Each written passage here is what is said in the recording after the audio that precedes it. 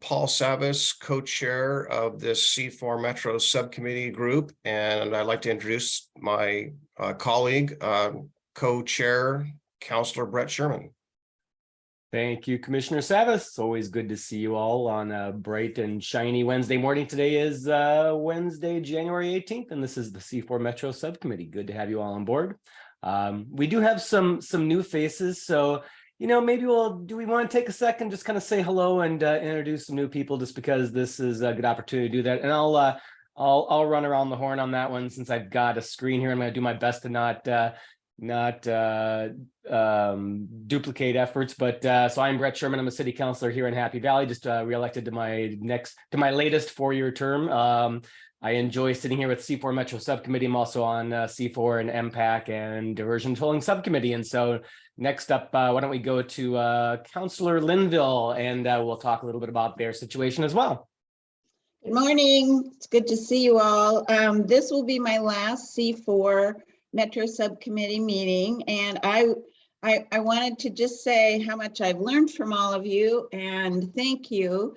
Hope that I can contribute in some other areas. One of our newest counselors that just took her oath of office this last week is Carolyn Berry, and she will be the C4 Metro Subcommittee representative from Wilsonville. And I hope today that she feels comfortable asking questions and that she could be recognized if she has the opportunity. And I'm just here for moral support and to move on. So good morning and Happy New Year, everyone. Very good, very good. And Councillor Berry, welcome. It is nice to have you here. And do you want to give us a 2-second rundown of who you are? Thank you. Thank you to both of you. I'm really pleased to be part of this subcommittee for Metro on transportation. I think transportation is a really important issue in our region. And of course, it's important across our whole country. So I just got elected to the Wilsonville City Council. So that's really exciting for me. My background is urban planning. That's what my education and my professional career was. I've stepped back from that for a while, and I was volunteering for the city of Wilsonville, and then now I'm on the council. So I'm excited to get back into urban planning issues. Thank you. Very good. Great to have you here. Next up on my screen is Commissioner Savas, who we all know and love. Yeah, good morning, everyone.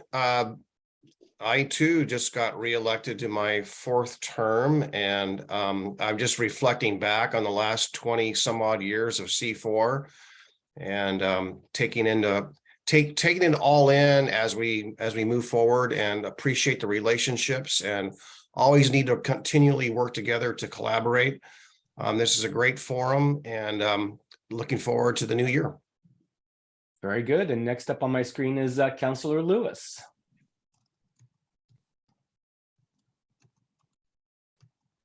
Good morning. My name is Christine Lewis. I serve on Metro Council representing District 2, which includes a large part of Clackamas County. I live in West Lynn. I've been involved for a while, and this is the beginning of my 2nd term. For those of you in Wilsonville and Tualatin, you're represented on Metro Council by Garrett Rosenthal. I try and keep him informed. And then Councillor Ashton Simpson represents the far east part, including part of Happy Valley. And he will be my alternate for this committee, as well as other Clackamas County relations as well.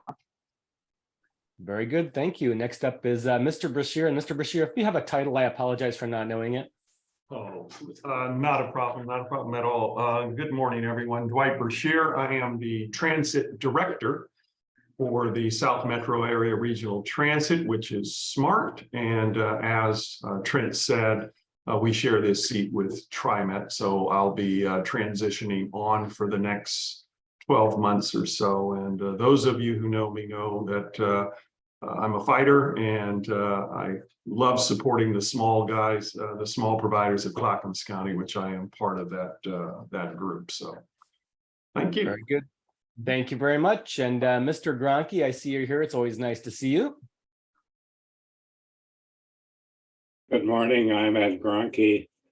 I think my camera is sending me a message that it's time to be replaced. Either that or it's time for me to be replaced.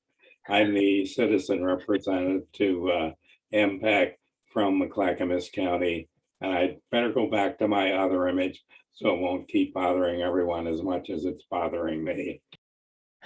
I think it's kind of like being at a club, so I kind of like it. Mayor Buck, you're up next. Thank you, Councilor Sherman. Good morning. I'm Joe Buck, serve as the mayor of Lake Oswego. Serve on the C4 subcommittee as well as C4 and MPAC. Good to see everyone. Very good. Mr. Sarah from TriMet. Hi, everybody. My name is John Sarah. I'm the new face here at TriMet. I just started at the beginning of the year.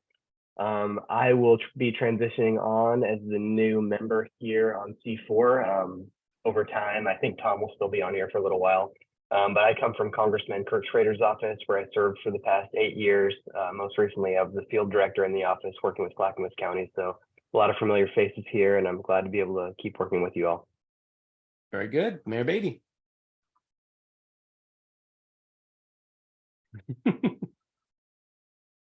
One.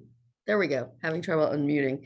I'm Lisa Beatty. I'm the newly elected mayor of Milwaukee. I don't know. We haven't determined yet who's going to be our representative to C4. We're having a retreat at the end of the month and we'll determine that. I think Rebecca Stavengard, one of the new counselors, attended the earlier C4 countywide meeting, but she had a reason. I didn't think she was going to be able to be on today because she had a health reason. And so that's why I tuned in this morning.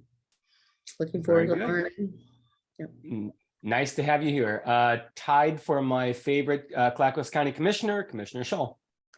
Yes, good morning. I'm also an MPAC rep to C4.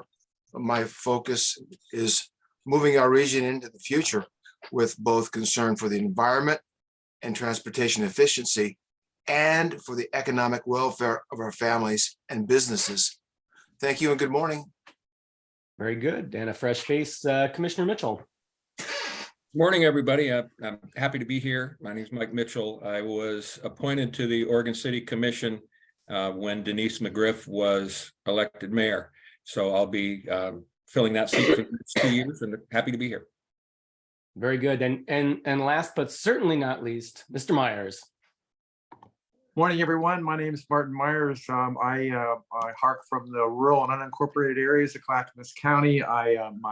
My home CPO is Redland Biola Fishers Mill up on Redland Road. I also serve on C4, and here in the Metro Subcommittee, I've also been involving myself with the CCI on citizens involvement most recently, and anything else that I can find myself to pitch in for the interests of the rural and unincorporated areas.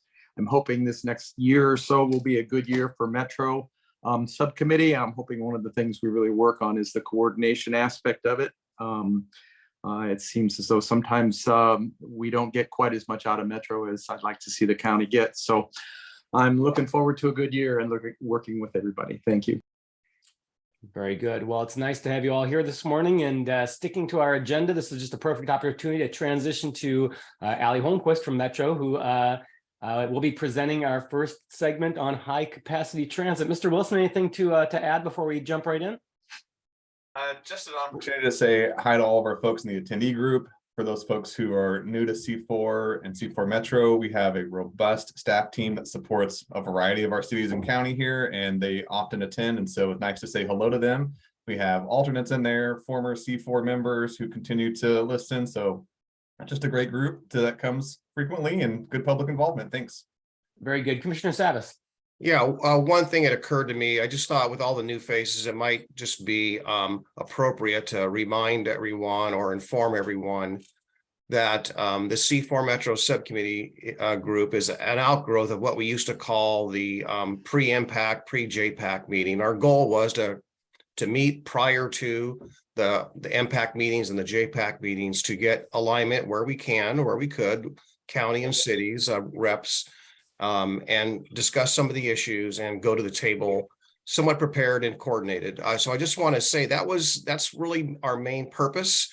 And also when Martin Myers introduced himself, it also reminded me and helped inform you all that the county's population is divided, virtually half by rural and half by urban areas. And this group is focused on the urban areas within Metro's boundaries, which are different than TriMet's boundaries, by the way. And so for the, we have the trying to keep and bridge as best as possible the issues of the urban areas and the rural areas, and realizing that the funding streams that apply for transportation, for example, at Metro do not reach out into the rural areas. So we have challenges with our commute shed, but I just want to kind of give you a little bit of the flavor of some of the challenges we face. And Counselor, take it away. Very good. That is very helpful information. Appreciate that. All right, Ms. Holmquist, you're up. Thank you so much. And thank you so much for having me back today. I wanted to give an update since the last time I came before you in fall on where we're at with the high capacity transit strategy update. And I'll mention too that this presentation will be really similar to the one that I'll give to both JPACT and MPAC as well. There'll be a couple changes because I'll deep dive a little bit into some of the areas of the county. So in the fall, when I was last here, we were talking about the work that we were doing to establish the policy framework as well as the vision. And since then, we've buttoned up that work to better reflect the role that high capacity transit plays as the backbone of the transportation network, critical to supporting the regional transportation plan and Metro's 2040 growth concept blueprint for development, really thinking about ways to expand to connect regional centers and major town centers as well. And we also talked a little bit about the characteristics of what an optimal network would look like, the features that would make transit high capacity, which you can see here on the slide screen, and the elements that it needs to make it successful as well. And really, one of the reasons that we wanted to do this update is that Rapid Bus, a new high capacity transit mode in our region, provided the opportunity to think differently about what the regional high capacity transit network could look like in the future, because it can be more flexible and cost effective than other modes of high capacity transit to implement. And it has the potential to allow us to move projects more quickly through the federal development process as well. And then I also just wanted to mention with the graphic on this slide here, that it's important to remember that high capacity transit is one part, a key part, but still one part of our broader transit strategy. And it plays a specific role moving many people quickly along major travel corridors, and is the highest form of regional transit, the greatest elevation, a result of growing transit service. And we know that there's still more work to do implementing our broader transit vision beyond that elevation of service. There's still need to fill gaps where there's need today. There's still opportunities to make the bus more frequent across the region, and then also make bus better to make spot improvements to improve reliability along congested corridors. But these are all tools in the toolbox that we use to grow our transit future. But back to high capacity transit. In the fall, we also worked together to refine the vision for the future, that network vision for high capacity transit. And that plan is really critical to both realizing the future network that we want and investments that we want implemented, and implemented in a way that best support our regional goals and priorities. And that's really why we have our nationally recognized MPAC system today, because of earlier planning work along the same lines. And so we built from the policy framework that I just spoke to identify where we needed to add or improve high capacity transit connections between centers with our opportunity for Rapid Bus, really thinking about how we would get to a network that we want for future and meeting future growth needs. And I'll just mention that that was something that we did together. So we did some visioning at the JPACT Council workshop. We also were speaking with the partner advisory committees and then also with the public at tabling events. And in those discussions, we heard it was really important to continue to support our current high capacity transit priorities that are already underway in the region. And when we're thinking about identifying corridors in the near term, really focusing on where many people are already riding and traveling and places that have lots of activity. When thinking about more long-term connections, thinking more then about those gaps in the network to support the 2040 growth concept and development in the future. And then also just thinking about ways we can make more north-south and east-west connections across the region. So that's something we took all of the feedback that we heard and worked with our working group of partners to incorporate it, and then also do a policy check to really confirm that the vision that we developed was meeting the intended outcomes established in that policy framework. And then that brings us to where we're at today, really the crux of our work in the process. Taking those established vision corridors, we had used a process to assess their readiness for high capacity transit investment, something we had talked about the approach in the fall. And that really provided the framework to guide future investments in high capacity transit. So within and even beyond the regional transportation plan horizon of 2045. It also helped us create a pipeline prioritizing those investments to clearly articulate those priorities to FTA and also support our competitiveness for getting federal funding.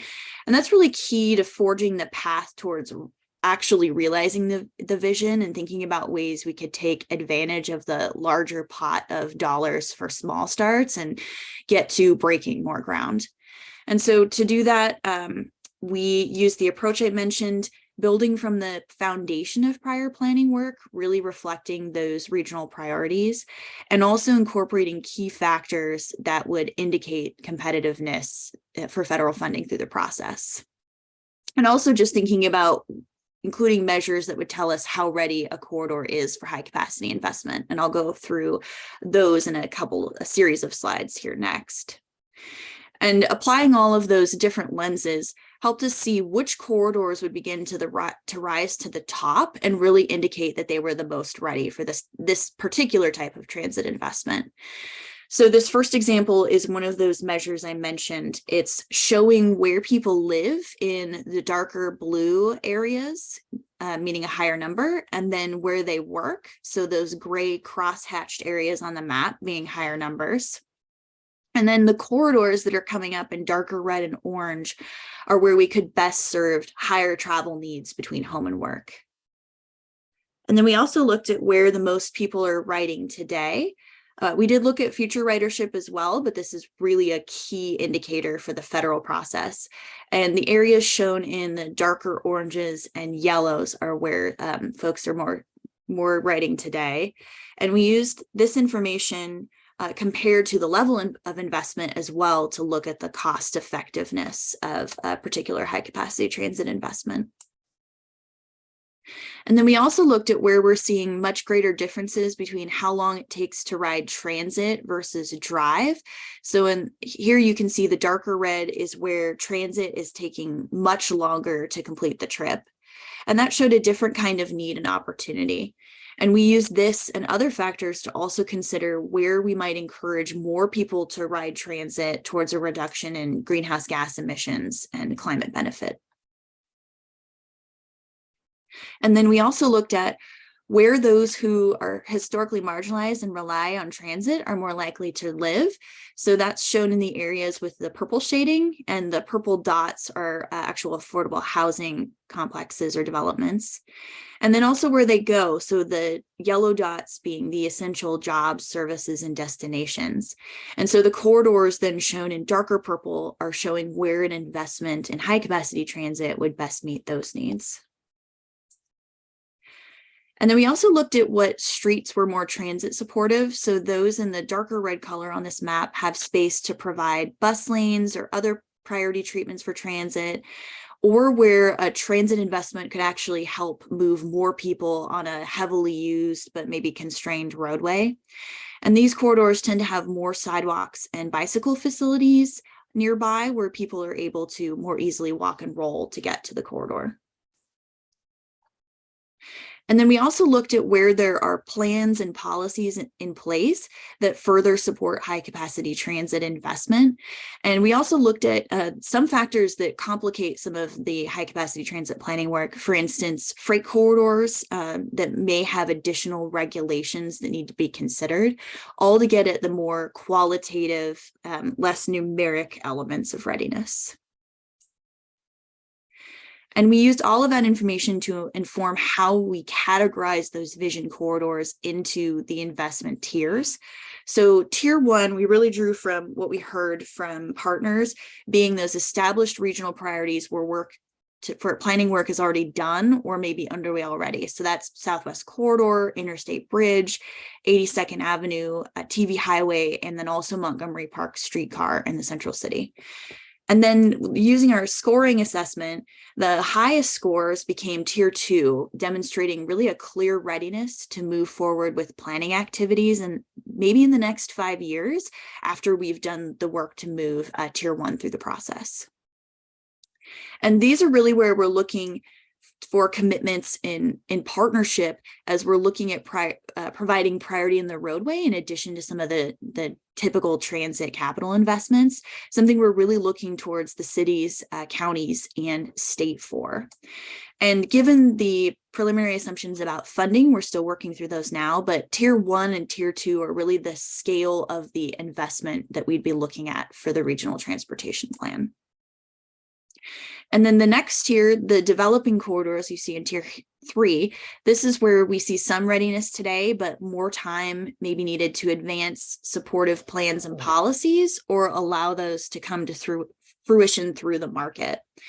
And so for these corridors, there's some more work to do before we start planning for growing the transit investment, but still in the near term, we want to think about those spot improvements for increasing reliability and making bus better in the near term.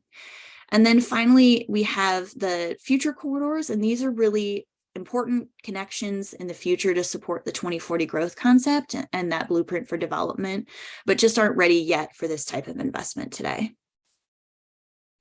And so these are the results of that work in establishing the pipeline of investment. And you can see the tier 1 priority corridors in green, the developing priorities we look at turning to next in blue, the corridors we're still working to develop in yellow, and then those future connections in orange.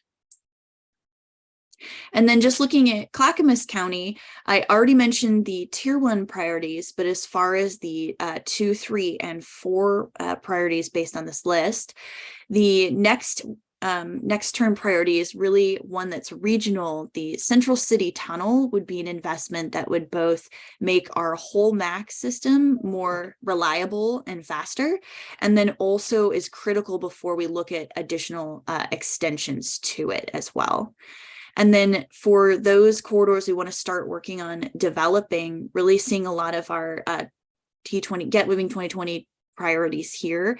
Oregon City to downtown Portland via the Highway 43 corridor. We have the Orange Line extension via McLaughlin.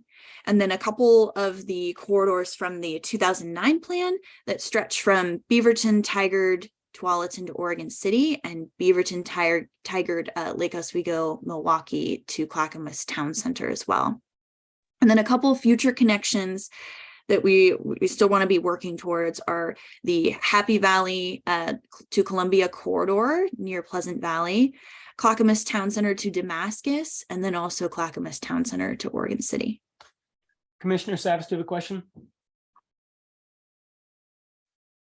Yes, I do. I'm trying to, can you explain maybe, and I understand the ridership along 82nd Avenue, line 72 is one of the highest, ridership lines in the region. And, and that goes from, Clackamas County on 82nd Avenue up to Portland, in Multnomah County. So I understand it's got high ridership, and I certainly understand, where the densities are and the designs are. And I certainly know that 82nd Avenue, especially in Portland, needs a lot of work. It's really needs a lot of improvement, not necessarily for transit alone, but for a number of things. So I'm trying to understand, where we have, a high growth city, more of a modern corridor to some degree, certainly a lot of growth and not much bus access like the line that you have just displayed from Happy Valley from the town center out to Happy Valley, that one line there going down Sunnyside Avenue, which seems to me, we don't have a lot of east-west corridors for transit in Clackamas County. And when you look at the map north in the Multnomah County, there's a lot of east-west. Can you just give me a thumbnail sketch of why, aside from ridership, why 82nd Avenue is, I understand it ranks high, but why doesn't the Sunnyside corridor rank higher? Or not higher, but higher than it is, not higher than 82nd Avenue, but higher than it's currently ranked? That's a great question. You're absolutely right. It's a mix of the high ridership. There's a lot of, not only a lot of people there that are traveling along the corridor, but a lot of people just in the area, and a lot of activity and a lot of destinations as well. So within that corridor, there are a lot of places that people are trying to get to throughout the day, and also just from different parts of the region as well. So 82nd Avenue has a lot of travel draw. We see a lot of, one of the things we looked at closely was just the different travel patterns in the region and where people are trying to get to. And that one comes out really strong in addition to ridership. So just in travel more broadly. And so that tells us, when we're looking at elevating the transit investment, taking bus to the next level, that would be a good place to go to and look at first, because there's still some unmet demand in the area, even with the high ridership today. And so that's really indicating that need for an elevated type of transit that would have more capacity on the bus, more speed to draw people to it. And that's just really the difference between 82nd Avenue popping out versus some of the other corridors. We saw a lot of corridors that would have lots of those different elements. They would have maybe destinations or people living nearby, maybe not to the same degree, or they would still pop up in travel pattern, but maybe not quite to the same degree, or maybe travel time, which I mentioned in one of the slides too. But wouldn't have that sort of whole, all of those factors together. And there are certain things too that we want to consider future ridership, because we really want to be thinking long-term and planning in the future. But when we actually go to FTA, the Federal Transit Administration, to start the development process, they're looking much more closely at current ridership. So they used to include both current and future ridership in their factors, and now they're really looking at current ridership. So some of that is also thinking about what would actually be competitive for those federal dollars, and being a little bit tied to the criteria and the process they use. Yeah, it just seems like that's a lot of the chicken or the egg, right? I think that's where the argument really is. And I do know, for example, along the 99E corridor from Milwaukee south, we have topographical challenges. And Mr. Gronke, who is in this meeting here this morning, I know where he lives. There's a lot of people that are up in our age, for example, that are not able to either have sidewalks or safe access to get to the boulevard. And we've been advocating for a shuttle system that would improve ridership. Happy Valley's been advocating for, bus lines and more of a network. And they also have topographical challenges. So, if we are in the current land use requirements right now, a number of them that are reducing parking, that rely upon transit, and yet the building and the structures, in my long conversation with former general manager Doug Kelsey, his his comments are, well, where we're building high density and we're building new facilities and high ridership prone area, not high ride, but designs in which encourage higher ridership, again, high density, they're willing to make those investments. And that's why I point out to Happy Valley, who's adding a lot of density, especially out all the way to 172nd and areas 160th and so forth. There's a lot of high density, but yet TriMet's not investing in the basic services. So just want to talk about, the practicalities of, accessing some of these corridors, or providing the very basic elements that generate the ridership, which obviously is impacting the eligibility and the ranking of these tiers. Said a lot. I'll stop there. I Thank really you. appreciate I'm sorry. those. Oh, sorry. I was just to respond. I really appreciate those comments, and I would also just say that I think you're exactly right. And one of the things that we want to do, since we're really looking at high capacity transit specifically and growing transit, it's not the only thing that we're planning for. We are planning for where additional transit investments would go. And one of the things we've already seen with the 2018 vision that we refreshed is that it is getting used to be thinking about where we make investments next. And so I think one of the things that we're looking to do with this plan is be thinking about, for those areas that maybe don't have the transit yet to grow, which is something we want to do, that we're signaling that we want to be thinking about those investments first, to be starting that process of developing into the highest form of transit.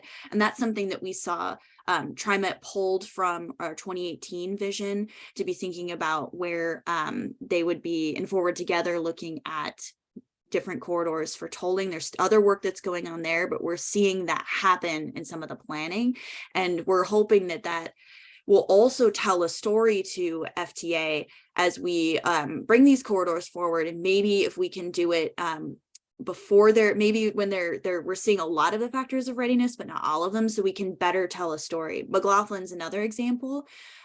We're just not quite seeing it hit the factors that FTA would be looking for investment, but we're looking for, maybe if we're making those better bus improvements and we could demonstrate, look, we're making these investments and we're actually seeing this benefit in people riding, that would help us tell that story.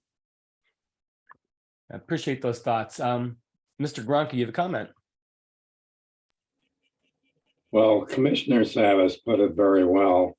What struck me, what seems to be a disconnect, is ODOT's plans for 205 from Abernathy Bridge West, and TriMet's plans for 205, where you have 205, as I remember, down in the tier 3 category, but ODOT is planning, it would appear that there will be more than adequate transit available within a year or so when they finish the work on the Abernathy Bridge. Can you comment on that at all? Is there any communication between ODOT and TriMet on areas like that? Yes, definitely. I would say that those types of investments would actually be perfectly in line with our efforts to grow transit. So if there is a bus on shoulder solution that's implemented, that would be one way that we would start the process to get to high capacity transit. And we would want those types of investments to be made in the nearer term. It might be more of a bus on shoulder, which is a little bit different than high capacity transit. It might not have all of the elements of high capacity transit. It might not have the larger articulated buses, for instance. It might be maybe in the interim a shuttle. It might not have maybe the stations that high capacity transit does. But then once we get those investments started, that could be something that we grow it into in the future. And one thing that we are still looking to incorporate is ODOT is working on a public transportation plan for tolling that just started and will be continuing over the next several months, maybe I think until the fall. And so that's another thing that we're going to be looking at incorporating into this and actually the broader regional transportation plan, probably in an amendment. Their timeline is just off from our 2023 update. So it may be a 2024 amendment. And that will be another way that we make sure that we're consistent and incorporate that work. Very good. Thank you for the comments. Mr. Myers. Thank you. Good morning. I have a couple questions about the, well, I have two questions actually. One first is on the screen that's in front of us right now. I'm really impressed by the lack of preparedness on all of the Clackamas County projects as I look down the list and find myself concerned that the top of the Clackamas County list is actually something called the Central City Tunnel that is a Portland project. Could you dive a little deeper into why it is that the top Clackamas County project is a Portland project, what the tunnel is and how it is that it benefits this county so that it becomes our number one priority on the list? Secondly, on the prior images that you had shown, I don't see any kind of future thinking on the east portion of the counties. I'm thinking of the north-south corridors at 222nd and 242nd. I know that some money and infrastructure has gone into those, but I'm concerned that there doesn't seem to be anything even thought of in the distance that would perhaps suggest what's going to happen out there. I know also part of that section may be potentially removed from the UGB here if Metro goes forward with its plans, and I'm wondering how that might impact it too. Sorry to ask multiple questions, but that's what I got. Thank you. No problem at all. So I'll start at the beginning. The Central City Tunnel, yeah, it is a project that's definitely in the Central City, but it does have regional benefit. Right now, the steel bridge that the light rail uses to cross the river, it really has capacity constraints. And so there's just it limits the speed and reliability of the current system. So if we were to look towards a tunnel solution that would be adding additional capacity, we would be providing benefits to the entire light rail system that exists today across the region, even though that project is in the Central City for those trains that are traveling long distances. And so that's something that would increase speed and reliability of all of the trains in the system. And because of that capacity issue, it also makes it really difficult right now to expand light rail at all. So by making this investment in the Central City, we would have the opportunities to make additional extensions, one of which would be on this list. The McLaughlin corridor could be an Orange Line extension, or it could be rapid bus. But if we were going to be a light rail extension, then that tunnel project would be really critical before we would implement that. So that's really why the Central City Tunnel, and it's on every county too. It's not just Clackamas. We have it as a regional project, so it would be on Portland's list, Multnomah and Washington too. And then as far as the circles here and the different factors, it did just, and when we looked at the different factors of land use and mobility and environmental benefit, we just saw, especially compared to some of the other corridors in the region, that some of those totals were a little bit lower compared to other places. And in some cases, I think we've gotten some questions about McLaughlin in particular. There's been a ton of work that's been done actually to get McLaughlin ready on a planning standpoint. It has a lot of transit supportive policies and a lot of work that's been done underway in partnership. But as far as the destinations and the people living along the corridor that FTA is really going to be looking for as far as investment, we're not quite seeing the numbers that they're going to be interested in. And so that's one where the planning work has been done, but we're waiting for the market to realize it, which is sometimes a little bit longer than we would like. And that's just one thing that we look at. But again, when we're going through the federal development process, actually looking at getting those dollars to implement, that is, it's considered, but it's maybe less of a factor. So that's why you're seeing really just the different levels of readiness here. One of the big things that's really important to high capacity transit is a lot of people and a lot of riders, because it is such a higher cost investment than other types of transit. And so that's another reason that we and FTA look at those factors. But just to be clear too, it doesn't mean that we wouldn't look towards other transit tools. So shuttles have been mentioned already, bus also, those are all still things that we'd be looking for. It's just for right now, as we're working on growing to high capacity transit, we need to do some of those other improvements first. Very good. Oh, Mr. Myers. Yeah, I just wanted to follow up on my second question, which is the north-south corridors in the east parts of the county, 222nd and 242nd. Is Metro just kind of pulling back from that development of that area, or can you tell me what's going on that has any impact on any of this? Thank you. I'm sorry, I forgot that one.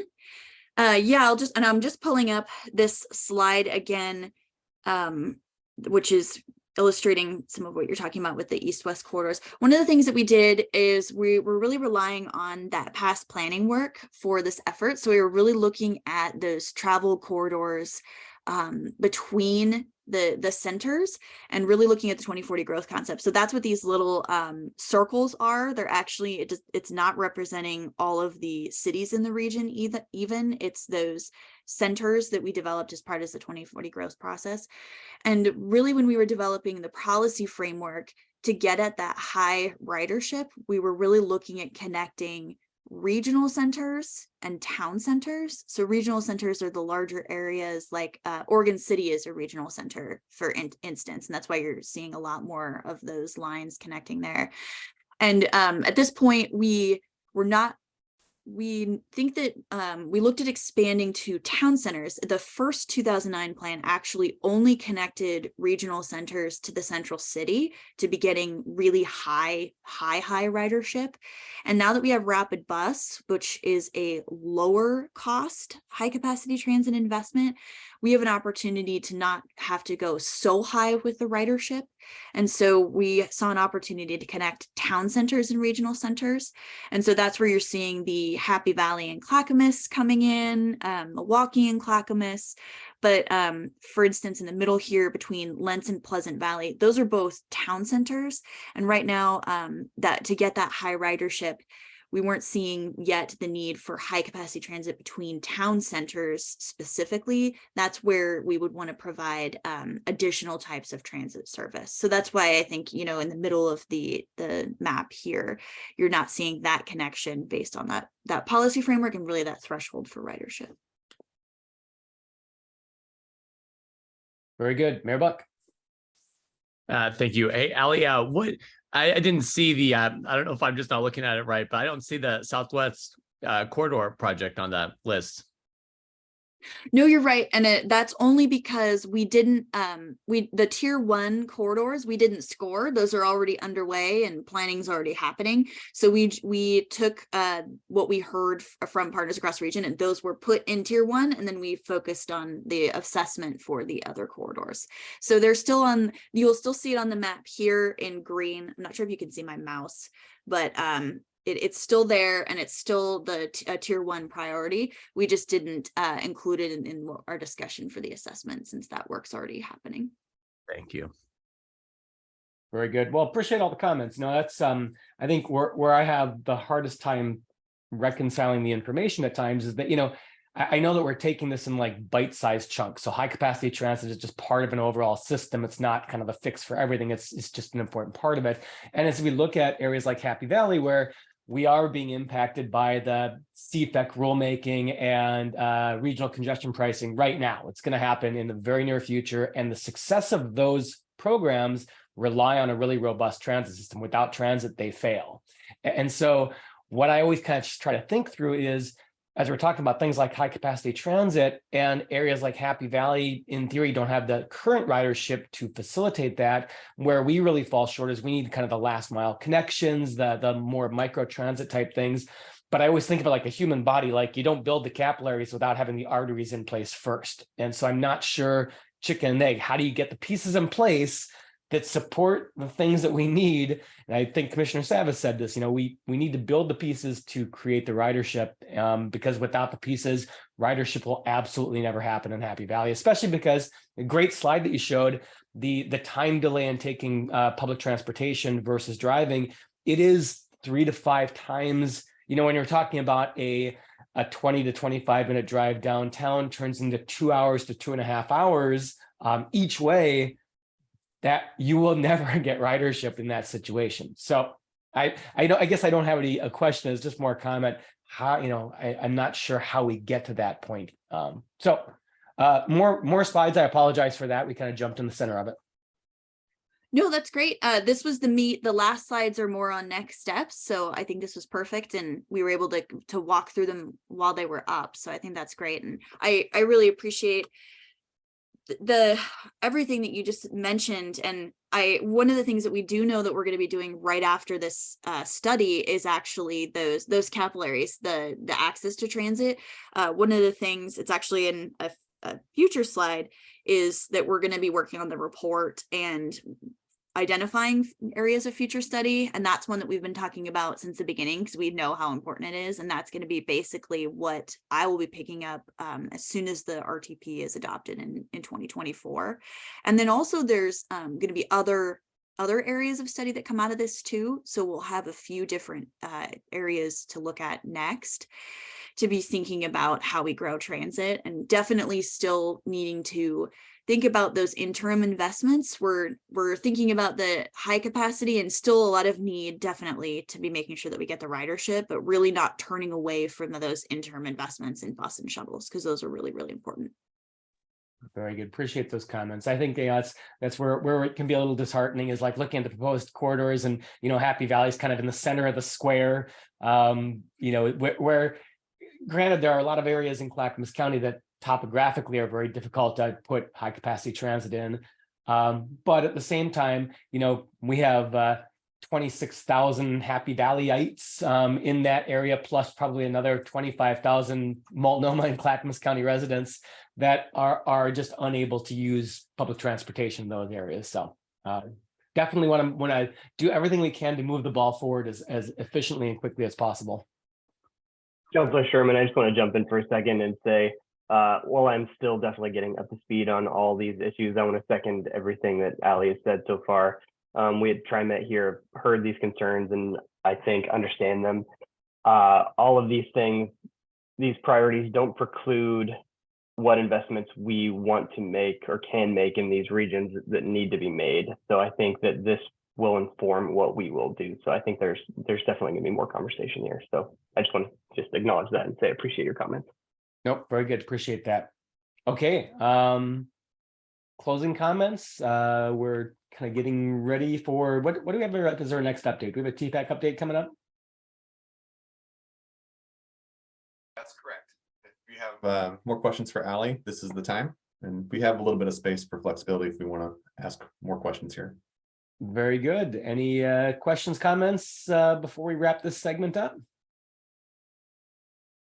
I'll just say one, John, I don't want to be redundant, and I know that you've heard a lot from us, but I know this is your first opportunity here to hear from us, but I sat on my first transit committee in the 90s, and we've been asking for the basic elements since then.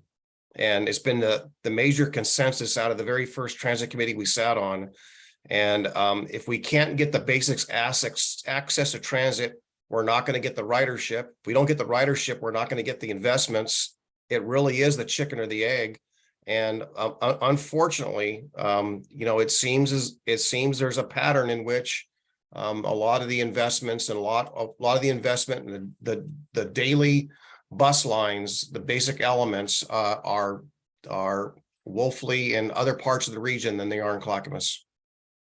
And that hurts us. We can't get that extra lift to make a difference.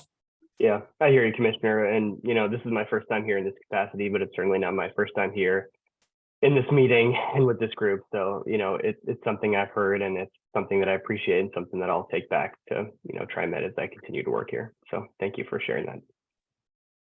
Very good. Mr. Brashear, comment? Yes, thank you, Councilor Sherman. I was just wondering, Ally, with the existing high capacity transit, in this case, west, as most of you are aware, Wilsonville has its own transit system. And that transit system today, as I'm sitting here, operates to support west. And so we pulse with the west train. We give a guarantee to west riders that we will get them anywhere in Wilsonville within 10 minutes of the train's arrival. And we've done that for a number of years. And so my question is, and I know TriMet would totally be in favor of supporting increased ridership on the West train. SMART and the city of Wilsonville is doing everything it can, but there's some assistance and some support needed beyond that. And I was wondering, instead of developing a new high capacity transit, would it not be advisable to look at some of the, in this case, West, and say, how can we make that better? How can we make that an example for maybe some other corridors that we may be considering? Because I don't think we can abandon a system that, you know, has been in place for a number of years, and that is heavily invested by TriMet. So Thank you so much. That's a great question. And you're absolutely right. It's definitely something that we want to look at. We've identified the West corridor from Beaverton to Wilsonville as still, we're seeing an unmet need still, that there are, exactly as you said, improvements that we can still make. And so we want to be looking at those, but we're not exactly sure. Improving West might be one way that we do that. It only runs at the peak commute hour, so would we maybe increasing frequencies? We could look at a complementary investment through Rapid Bus, and we would really want to look at all of that before we go to FTA with a plan for improvement, just so that we could say that we looked at all the options. So that's one area where we would want to do some more study and really have a clear plan for meeting that need. But we definitely still see the unmet need along that corridor and want to keep it on here to make sure that we're looking at that. Very good. Last call. Anybody? All right. You're off the hook. Thank Thanks you. for presenting. Thank you for sharing the information. Appreciate it. All right. Next up is our TPAC update. I see Ms. Burig here. Is this yours today? Good morning, everyone. Oh, excellent. I'm also happy to see Jamie Lorenzini. I do know that there's several new members, so I will introduce myself. My name is Karen Burig, and I am the Long Range Planning Manager with Clackamas County. I also am the representative that sits on TPAC, which is the Transportation Policy Advisory Committee. I think that's what it stands for. It basically is the staff level support group that then make recommendations to JPACT. So Jamie Lorenzini also has joined us. Jamie, do you want to introduce yourself as well?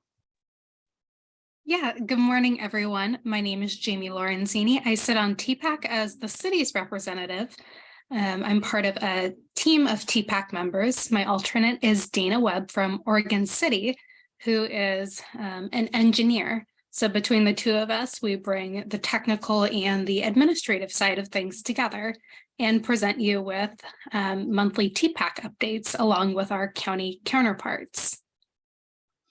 Yes, and so one of the things that is provided in your packet each month, and this month, let's see, I was just looking at it.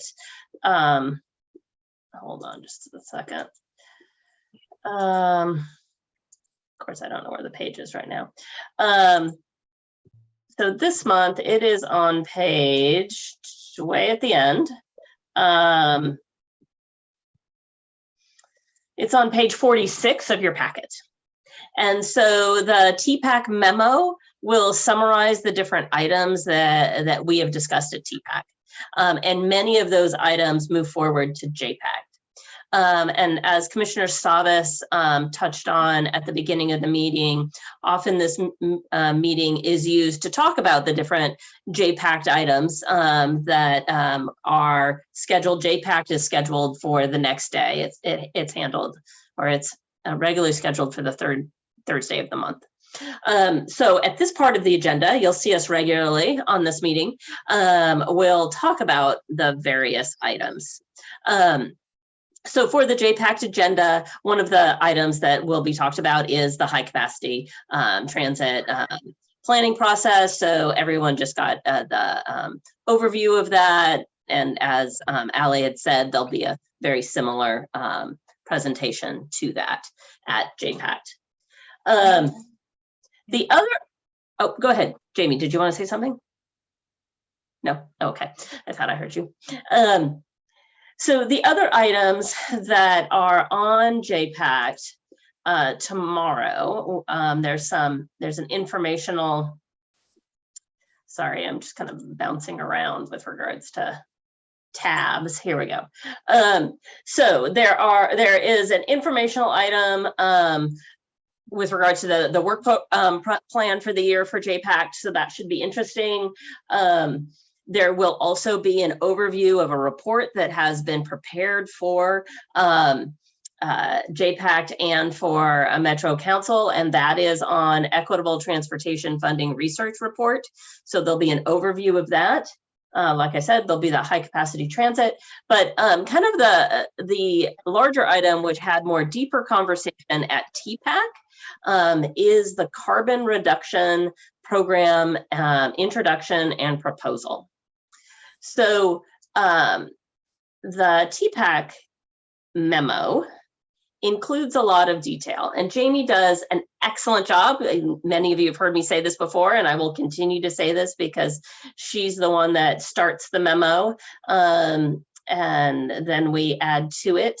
But I'm hoping, Jamie, you might be able to talk a little bit about that carbon reduction funding program, as well as conversations that were had at TPAC. Yeah, by way of background, the carbon reduction program is one of the things that came out of the 2001 bipartisan infrastructure law. And this program is intended to reduce transportation emissions through the development of state carbon reduction strategies and by funding projects designed to reduce carbon emissions or transportation emissions. Over the next 5 fiscal years, Metro will receive about $18.8 million in formula funding, and the vast majority of that, about $17 million, is anticipated to go toward projects. Metro staff proposes CRP funds focus on 3 investment areas, including transit, active transportation, and system management and operations. So here's where things get fun. There is a very short turnaround for identifying possible carbon reduction projects. And to help facilitate that process, Metro staff are self-identifying proposals. As Karen mentioned, tomorrow JPAC will receive its introduction to the carbon reduction program. And then next month, Metro staff will return with 1 or more possible proposals for spending CRP funding. JPAC and TPAC are scheduled to make their recommendations in March or April. To that end, and this is a lot of information, but your memo includes some takeaways from recent Metro Council and TPAC conversations, as well as some homework for all of you. As I mentioned, Metro staff are self-identifying possible proposals, but nothing precludes governments from elevating a project for Metro staff's consideration.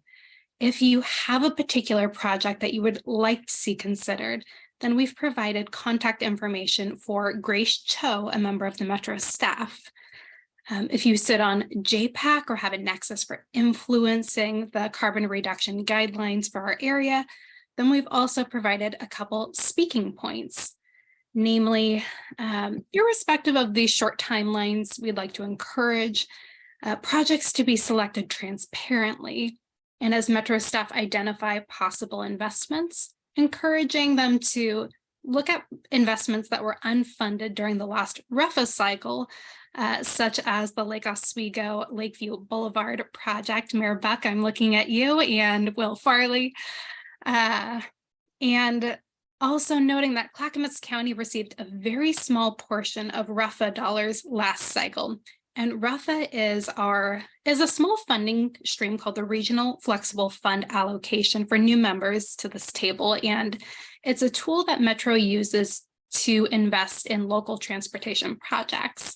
This last cycle, Clackamas County received a small portion of that. So looking at how we can strategically invest CRP dollars to bring increased regional balance. Are there any questions? Councillor Savas or Commissioner Savas?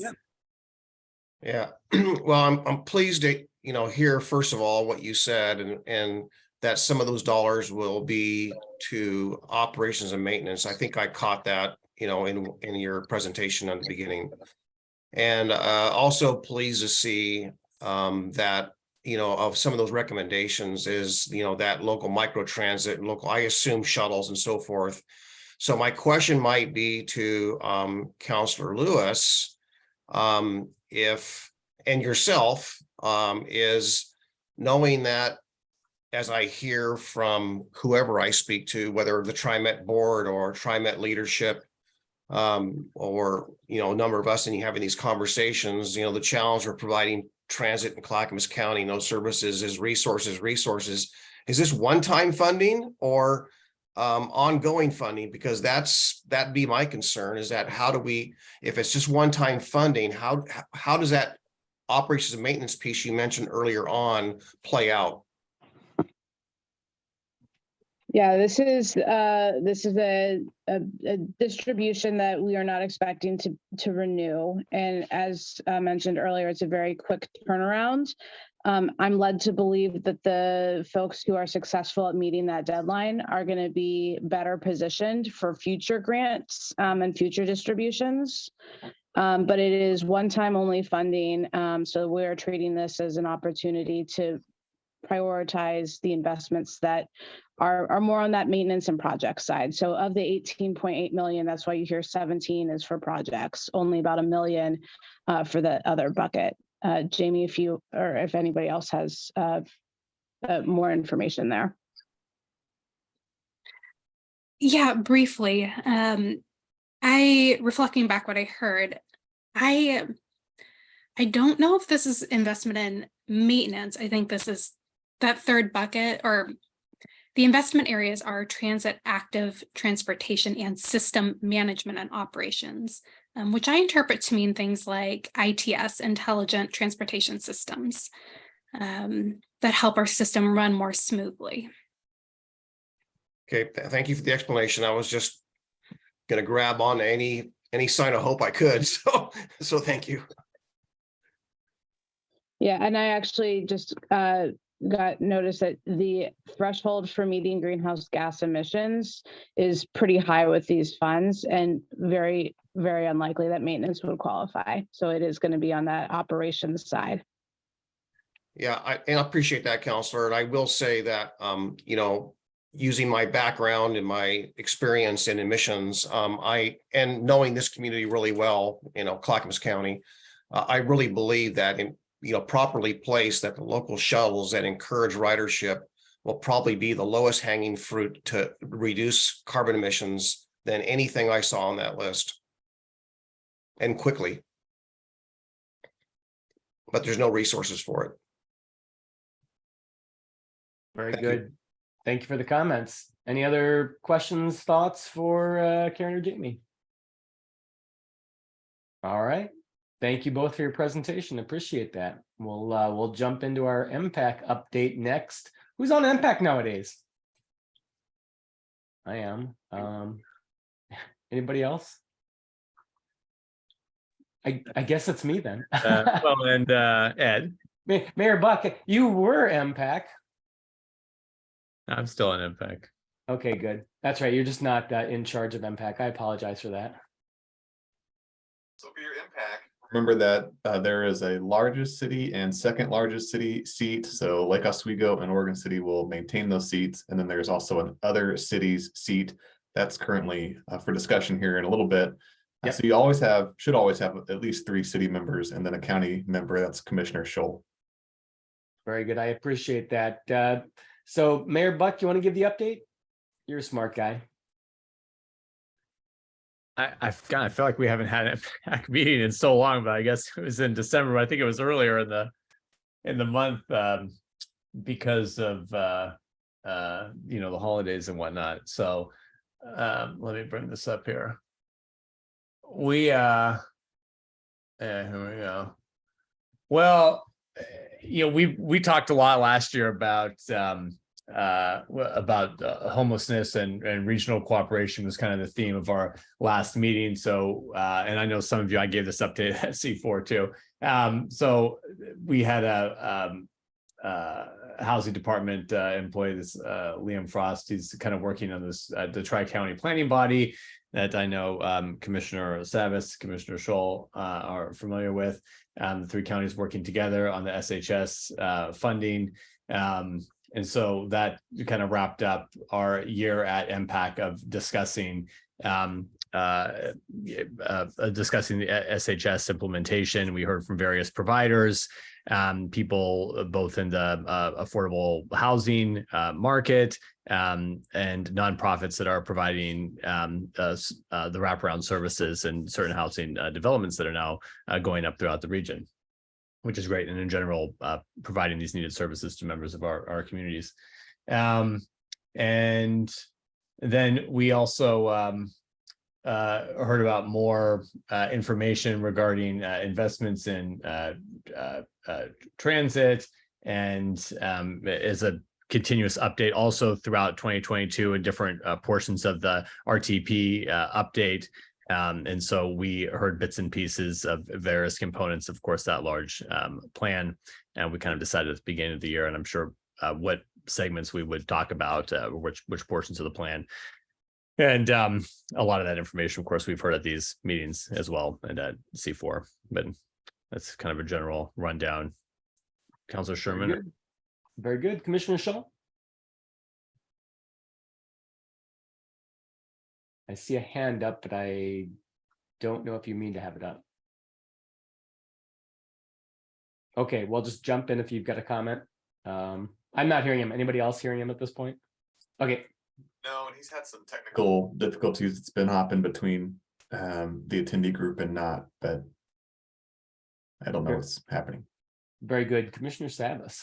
Yeah, I'm not sure what Commissioner Scholl wanted to say, so I have no insight per se, but I did want to ask a question, maybe actually to you, Councilor Sherman, knowing that the city of Happy Valley and Oregon City and others are trying to take on the mandate to reduce parking, and then some of that became effective January 1, and more will be coming, that the call or the need for transit is pretty intense. It certainly has land use, implications, engagement, but it seems to mandate and continue to build without providing the parking and not having the means for practical access to transit is a recipe for disaster. And I just kind of concerned that, if we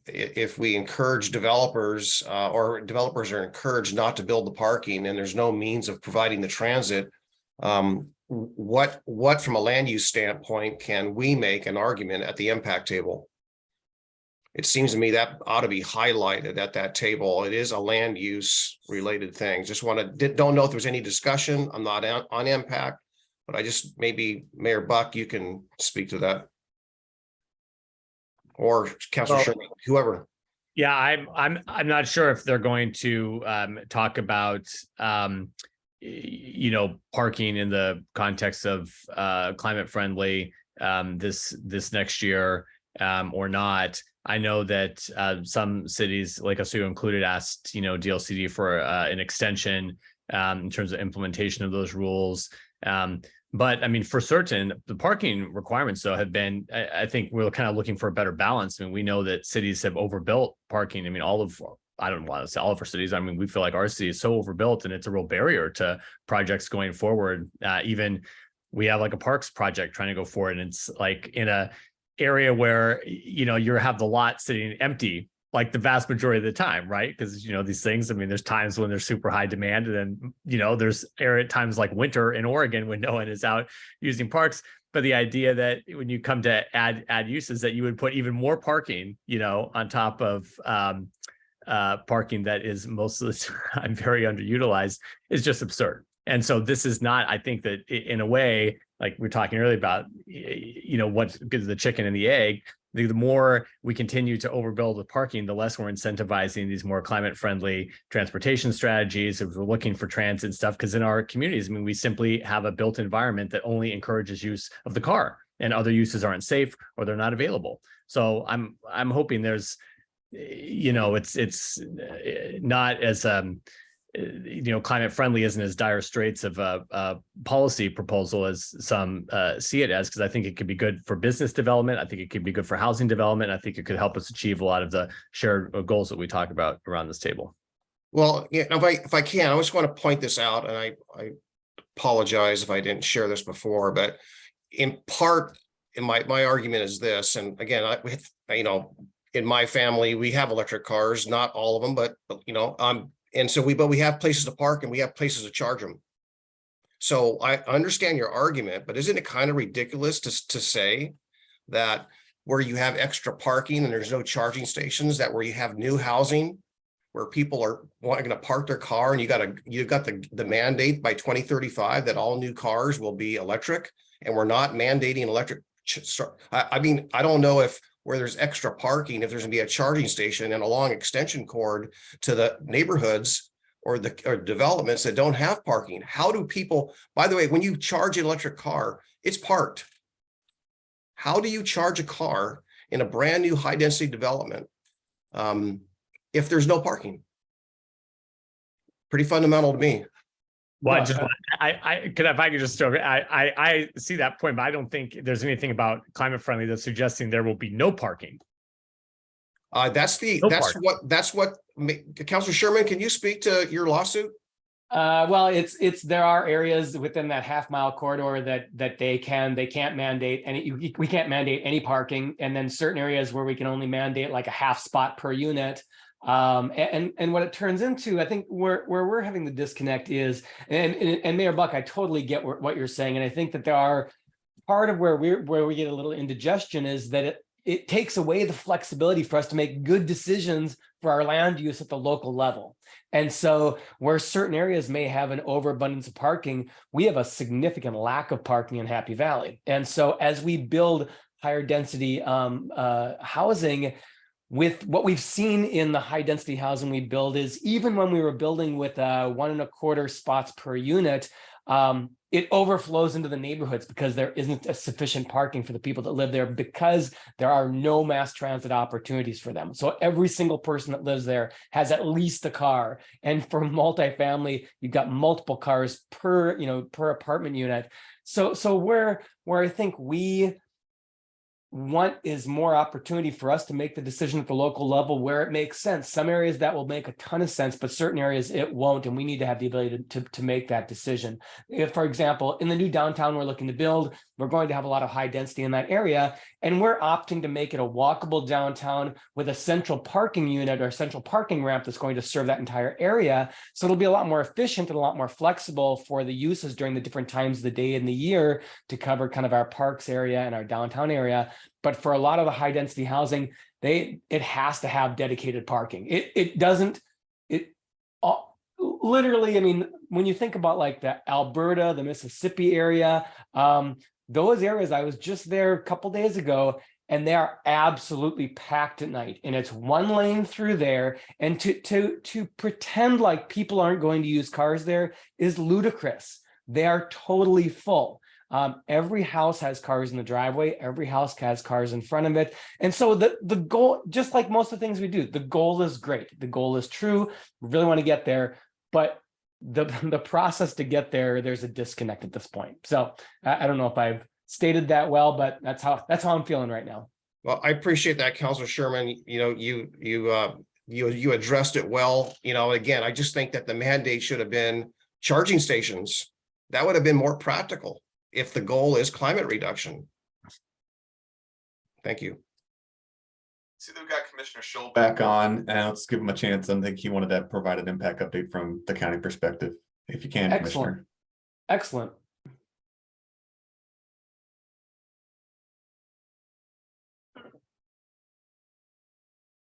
Dang. Okay, well, oh, maybe.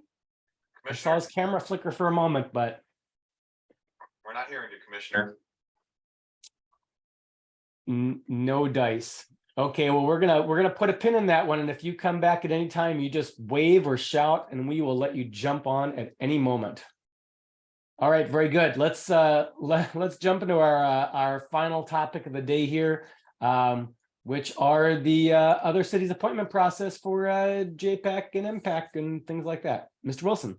Thank you very much. So yes, we have 2 vacancies at the city's level for JPACT and MPAC. And always every year, this group has asked me to bring to the C4 table a chance to just revisit that. So there's already a vacancy, but then of course this group says, you know, y'all wanted the opportunity to just revisit your membership, who's representing you at these different tables, to see if that needs to work and is working for the next 12 months or so. So the opportunity here for the JPACT seat is there is 1 city member and an alternate for that seat for all the cities within the urban growth boundary.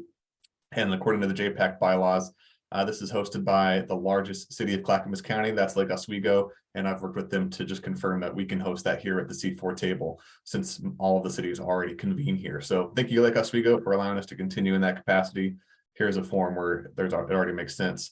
Just so that y'all know, the process for these is that even though we're going to host it here at the C4 table, we really do look at this as like a city's discussion and a city's caucus. And so when y'all make a decision about this, it will be a city's only vote. The county, the unincorporated area, the transit folks won't have a say in any of that. This is just the table for y'all's discussion.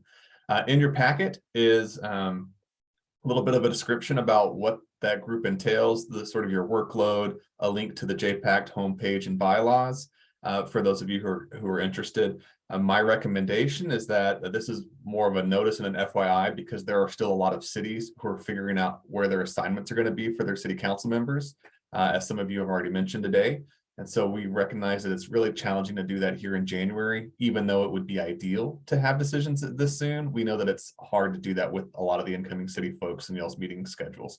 So what's worked well then is that this is a quick conversation about the process to make sure that we have it tight and that y'all agree to it. And then moving towards the February meeting, y'all will vote for whom you want to represent you at that table. You can just fill the vacancy. You can reconsider the member or the alternate. That's entirely up to you. And so this is a chance to discuss that. And the same is true for the MPAC other cities seat. And so, and we kind of mentioned it earlier, Lake Oswego has a seat, Oregon City has a seat there. And so the other city's seat is every city within the Metro UGB of Clackamas County that is not Lake Oswego and Oregon City. And that would be a vote amongst that group. So it would exclude those 2 cities that I just mentioned. Similarly, Councilor Sherman sits in that role presently, and then the vacancy with, I believe, Mayor Walters having left.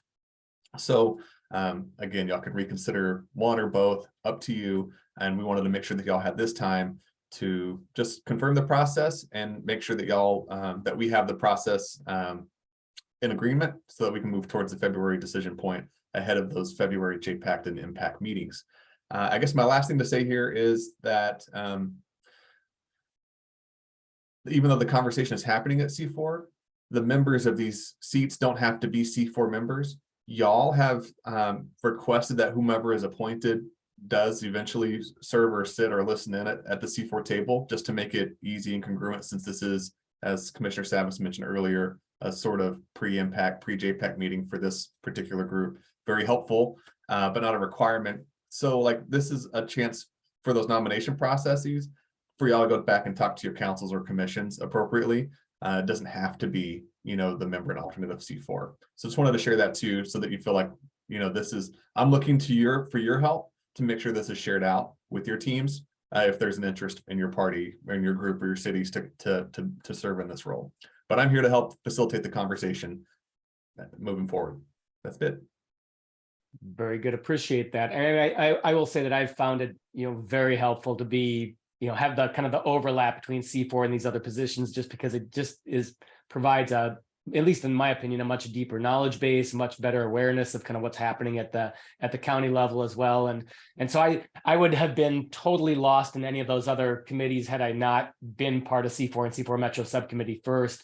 And I think part of, as I think through this process, because there are a number of positions open, I'm always trying to think through, like, what are the most impactful positions? What are kind of the voting positions that will change things at the regional level versus more advisory committees where you're making recommendations, but somebody else is taking that information from you. And so, certainly looking to the group for feedback or thoughts about members that may want to step up for some of these roles, or, folks back at their level to move ahead with this as well. And maybe we have a lot of new faces in the region as well. So new electeds where they may fill a role, whether it's like in R1 Act versus other committees. I think there are certain opportunities for some of the new faces to get more involved. So any thoughts from the group on this?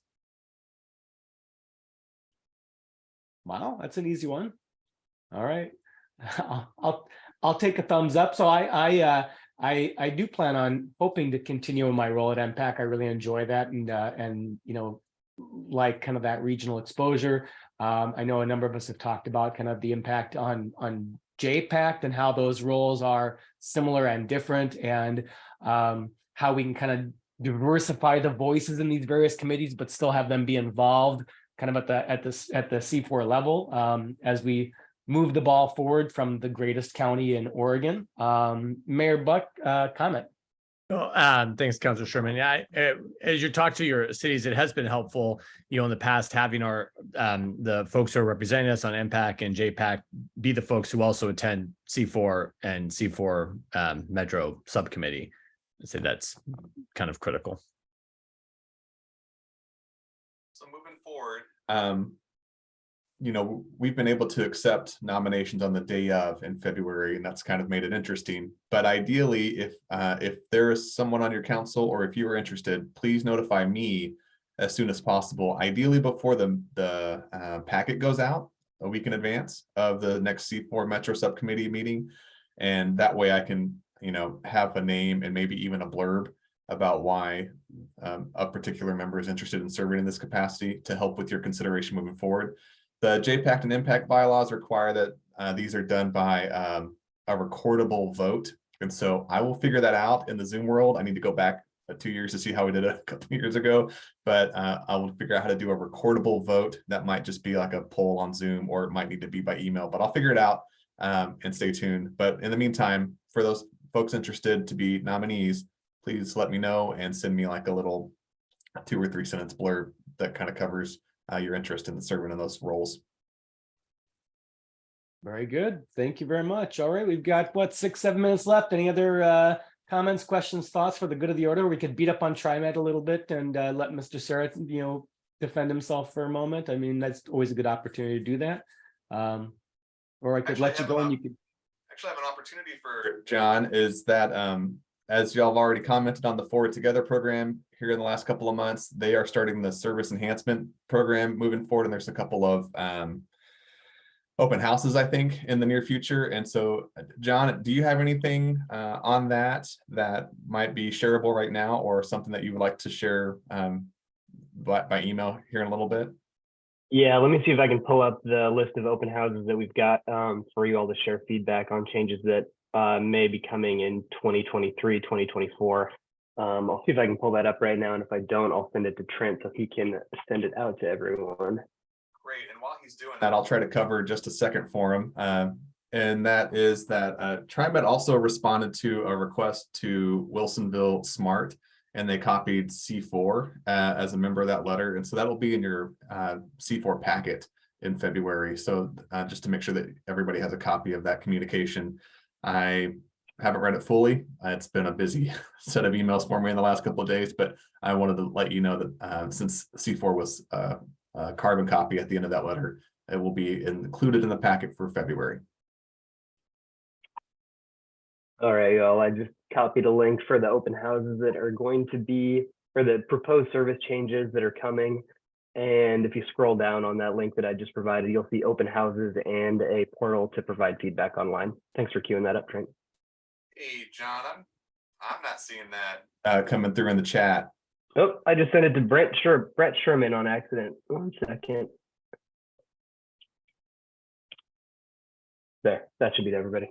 There it is. Thanks, John. Thanks. Very good. With that, I think that's a wrap for the day. So thank you very much for sharing and being part of this. Good, robust meeting, very helpful information. Always good to see you all. So for those that we'll see in a couple hours at the I-205 Diversion and Tolling Subcommittee, more the merrier. Stop on in. Otherwise, enjoy your Wednesday, and we'll see y'all again soon. Bye-bye.